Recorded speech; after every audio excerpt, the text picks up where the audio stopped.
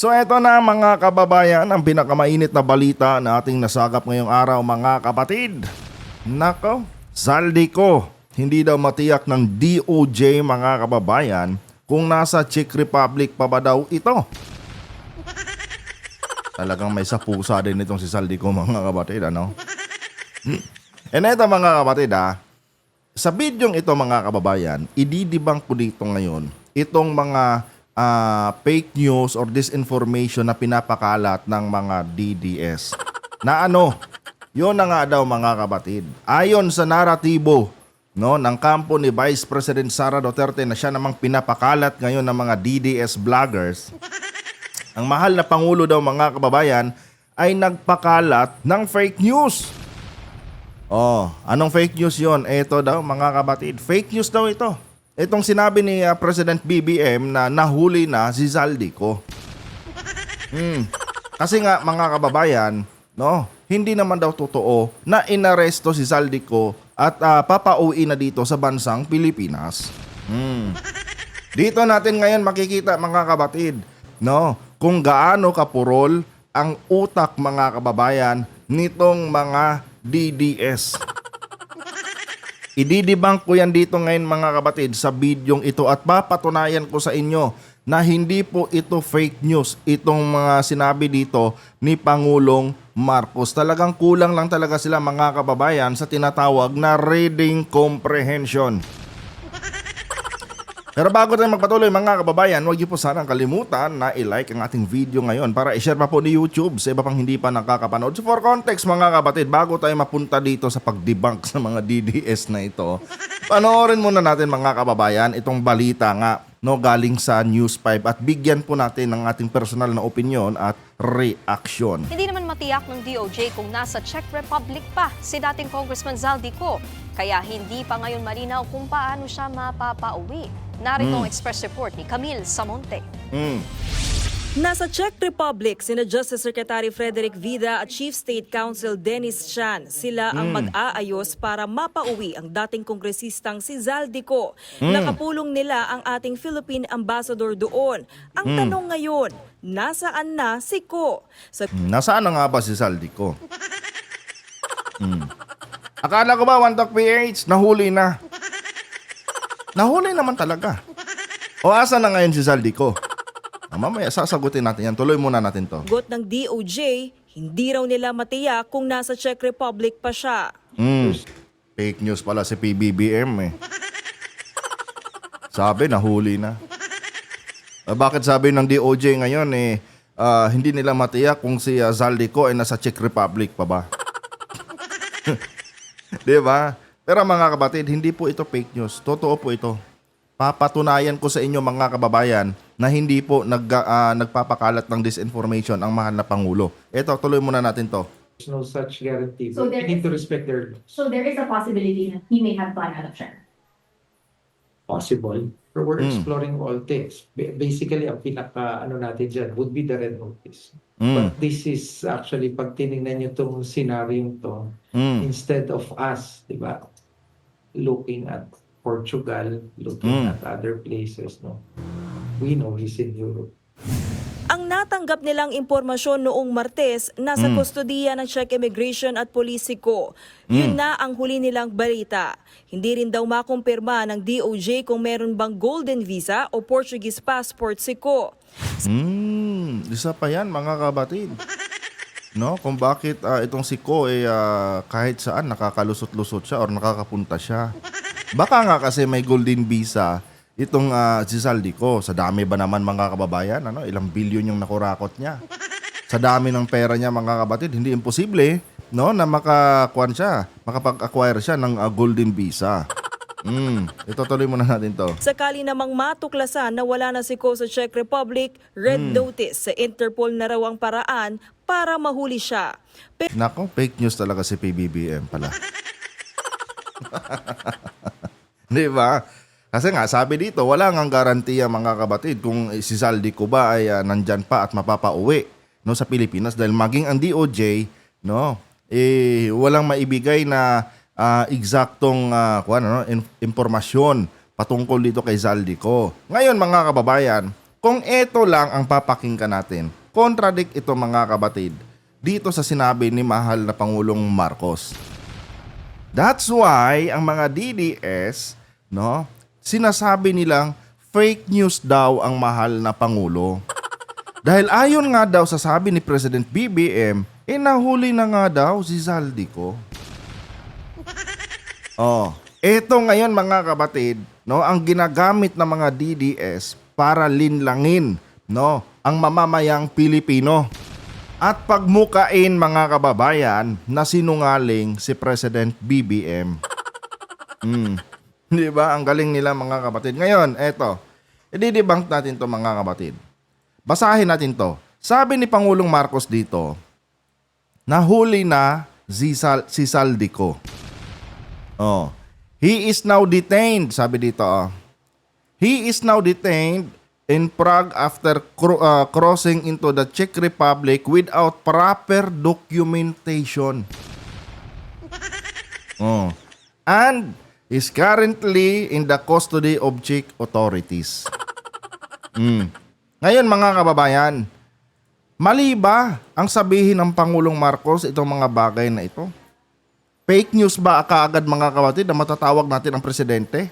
Dahil ayon nga rito sa balita, no, coming from the DOJ secretary, there is no guarantee kung masasabay nila pa uwi si Zaldico. Dahil nga mga kababayan, hindi pa sila sigurado kung si Zaldico, no, ay nasa Czech Republic pa. Ang sabi nga ni PBBM, nahuli na daw. Nahuli na nga daw si Zaldico. So paanong hindi sigurado ang DOJ? Ganito kasi yan mga kababayan.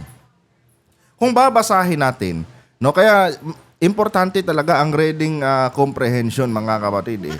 Kasi pag wala ka niyan, talagang maliligaw ka. Ang sabi ng mahal na Pangulo, nahuli na si Zaldico. Nahuli. Hindi sinabi dito mga kababayan na naaresto na si Zaldico dahil wanted siya. Nahuli, mga kapatid. Bakit nahuli? Ito sabi dito, mga kababayan. He is now detained in Prague after crossing the Czech Republic without proper documentation. Bakit nahuli si Zaldico mga kapatid? Nahuli siya, no? Dahil sabi dito, no? Sinubukan niyang pumasok sa Czech Republic na walang proper documentation. Hindi siya nahuli mga kababayan dahil sa kanyang dahil wanted siya. Kasi nga mga kapatid, wala pa namang warrant of arrest kay Zaldico. Nahuli siya. Ang sabi ni President BBM, no, nahuli si Zaldico sa Czech Republic dahil wala siyang proper document. Mga kapatid, tandaan nyo, hindi lang sa Czech Republic yan ginagawa. Sa buong mundo po yan. Kapag ang isang tao walang proper documentation, anong tawag doon? TNT. TNT mga kapatid. So, ang sabi ng Pangulo dito, wala siyang proper documentation. Ibig sabihin, lumalabas na TNT si Zaldico. Ngayon, paano nyo sasabihin na nagsisinungaling ang mahal na Pangulo? May rason kung bakit nahuli si Zaldico. Wala siyang dokumento TNT si Zaldico mga kapatid. That's why hinuli siya ng Czech authorities. Hindi ba mga kababayan? Walang sinabi ang mahal na Pangulo dito na fake news. In fact, in-explain niya kung bakit nahuli si Zaldico. Kaya ang sabi ni mahal na Pangulong Marcos dito, we are in close coordination. We are in close coordination with the Czech government to ensure that all legal process are followed and arranged for his return, no, to the Philippines at soonest possible time. Kasi nga mga kababayan, noong naaresto itong si Zaldico dahil wala siyang dokumentong maipakita sa Czech authorities mga kabatid, automatic, no, nag-notify ang Czech authorities, no, sa kanilang counterparts dito sa Pilipinas na di ba pinaghahanap ninyo itong taong ito? Di ba ito yung tawag nito, pinapaalarman nyo na tao. No, si Saldico nandito ngayon, no, sa kustodiya ng Czech Republic dahil wala siyang proper documentation. Oh, nahuli siya ng aming mga otoridad dahil wala siyang dalang proper documentation sa kanyang pagpasok sa Czech Republic. Oh, TNT si Saldico, mga kababayan. Oh, kaya noong makarating ito sa Malacanang, mga kapatid, inanunsyo ng presidente. Kumbaga, kung isa-summarize natin ang mensahe ng presidente dito sa kanyang post, mga kapatid, para bang sinasabi ni PBBM dito, tukoy na namin, no, ang kinaroroonan ngayon ni Saldico. Dahil nahuli siya sa Czech Republic. No? Kaya nga in-emphasize ng presidente dito ang dahilan kung bakit nahuli si Saldico No? Tukoy na namin, parang ganun ang ibig sabihin ni Pangulong Marcos dito. Tukoy na namin kung saan si Saldico ngayon. Nahuli kasi siya sa Czech Republic nung sinubukan niyang pumasok dito dahil wala siyang proper documents. Ngayon, no, susubukan naming makipag-coordinate sa Czech authorities. No? Para masigurado na dadaan ito sa legal na proseso, yung pagpapauwi sa kanya dito sa Pilipinas. Kung matatandaan yung mga kabatid, sabi nung DOJ secretary nung nakaraan sa live natin, nung nag-live ako, sabi ng DOJ, mga kababayan, hindi nila pwedeng i-disclose ang kalagayan ni Saldico noong time na siya po ay nahuli at dinitain dyan sa Czech Republic. Dahil meron silang tinatawag mga kababayan na data privacy. So, nire-respeto ng Pilipinas, no, yung sinasabing data privacy, mga kabatid, na pinapairal sa Czech Republic. And eto lang tandaan nyo, hindi po talaga pwedeng arestuhin si Saldico at pauwiin dito agad sa Pilipinas dahil wala pa nga po siyang warrant of arrest. Oh, wala pa siyang warrant of arrest, mga kabatid, kaya technically, hindi pa po talaga siya pwedeng mapapauwi dito. Maliban na lang kung maglalabas na ng warrant of arrest sa kanya. Ngayon, ang sabi ng DOJ dito, kung sakali mang wala na si Saldico dito, no, dahil hindi na alam, baka meron itong golden visa. No, kung sakali mang wala, golden visa, golden passport. Kung sakali mang wala na si Saldico dito, ang pinaka-remedy, mga kabatid, is notice na lang, red notice na lang na manggagaling po sa Interpol. Oh. 'Di ba? 'Yun na lang, mga kababayan. Kasi nga nung time na na-detain siya diyan sa Czech Republic, mga kabatid, dahil sa kakulangan niya sa dokumento nung pumasok sa diyan, hindi po siya pwedeng arestuhin and papauwiin agad sa Pilipinas dahil hindi wanted yung tao No? Hindi wanted si Saldico, mga kababayan. Kaya hindi talaga siya pwedeng pauwiin dito sa Pilipinas. Hindi pwedeng gumawa ng inisyatibo itong Czech Republic at ipa-deport siya dito. Dahil wala namang siyang kaso Wala pa namang kaso yung isinampa sa kanya. Oh, hindi pa siya wanted, mga kabatid. Kaya ngayon, mga kababayan, nagtataka ako sa mga DDS kung bakit sinasabi nilang fake news ang mahal na Pangulo. Technically, mga kabatid, walang fake news na sinabi ang presidente dito. No? Ang mensahe ng presidente napakalinaw kung bakit nahuli si Saldico. Oh, dahil sa wala siyang dokumento. Hindi siya nahuli dahil wanted siya sa Pilipinas. Kaya nasabi ni Pangulong Marcos na nahuli na, ang ibig sabihin dito, mga kapatid, ng mahal na Pangulo, tukoy na. No? Ang kinaroroonan ni Saldico that time. Dahil nga, nahuli siya sa Czech Republic. Dahil wala siyang dokumento. Ganun lang kasimple yun. Wala nang ibang ibig sabihin dyan. Tama ba itong inanunsyo ng Pangulo? Tama. Dahil totoo naman. Nahuli naman talaga siya. Oh, kaya nga nalaman natin na nasa Czech Republic siya dahil nahuli siya No? Nahuli siya ng mga otoridad. Oh, at dahil naka-alarma na itong si Saldico, no, sa mga lugar na 'yan, 'di ba? Agad-agad tayong binalitaan. Kaya naalaman ng presidente. At kaya tayo binalitaan ng presidente. Kanya nga lang, mga kabatid, hindi pa pwedeng ipa-deport si Saldico that time. No? Kasi nga, wala siyang warrant of arrest, mga kabatid. Hindi siya wanted. Oh, ganun lang kasimple yun mga kababayan. Walang fake news sa sinabing ito ni President BBM. Kulang lang talaga mga kapatid sa reading comprehension itong mga DDS. Biruin nyo, no? Nandito na lahat ang impormasyon na ibinigay ni Presidente Marcos Pero alam niyo yun, tinitwist pa rin nila mga kababayan. Tinitwist pa rin nila. Kung babasahin nyo lang, intindihin nyo lang ito. Gamitan nyo lang ng reading comprehension nyo.